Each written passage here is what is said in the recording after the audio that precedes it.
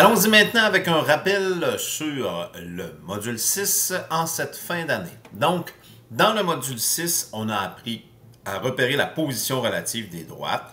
Donc, c'est-à-dire de voir si des droites sont parallèles ou ils sont sécantes. Donc, on regarde les pentes de nos droites. Si on a la même pente, les droites sont parallèles. Si on n'a pas la même pente, les droites sont sécantes.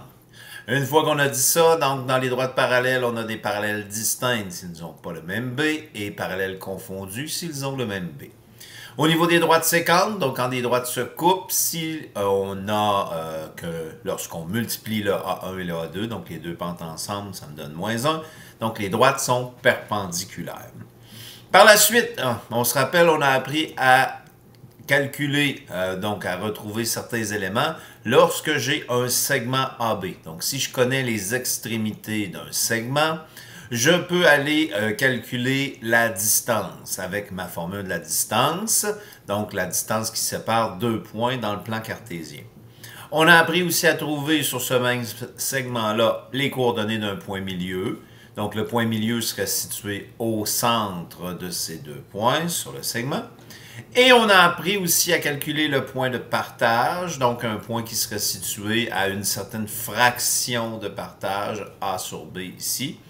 Important, il faut se le rappeler, donc lorsqu'on fait le point de partage, la coordonnée du point X1, Y1, c'est toujours le point de départ. Donc si on dit à partir du point A, ben à ce moment-là, dans ma formule, le X1, Y1 serait mon point de départ.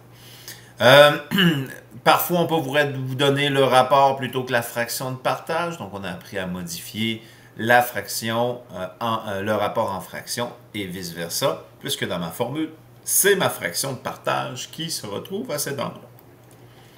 Maintenant, en géométrie analytique, généralement, nos deux tâches se résument à deux éléments, c'est-à-dire si je cherche les coordonnées d'un point, dans le plan cartésien, il faut toujours penser à ces quatre stratégies qui existent. Donc, quand je cherche un point, je me pose la question, est-ce que c'est un point milieu? Est-ce que c'est un point de partage? Est-ce que c'est un point sur les axes? Donc, un point sur l'axe des X ou un point sur l'axe des Y, qu'on appelle l'abscisse à l'origine ou l'ordonnée à l'origine. Donc, on a appris à remplacer justement. Donc, si je cherche l'ordonnée à l'origine, c'est mon X qui vaut 0 et j'isole mon Y.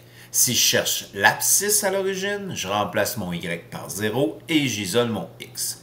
Donc, finalement, la dernière stratégie pour trouver un point en géométrie analytique, c'est ce qu'on appelle le point de rencontre.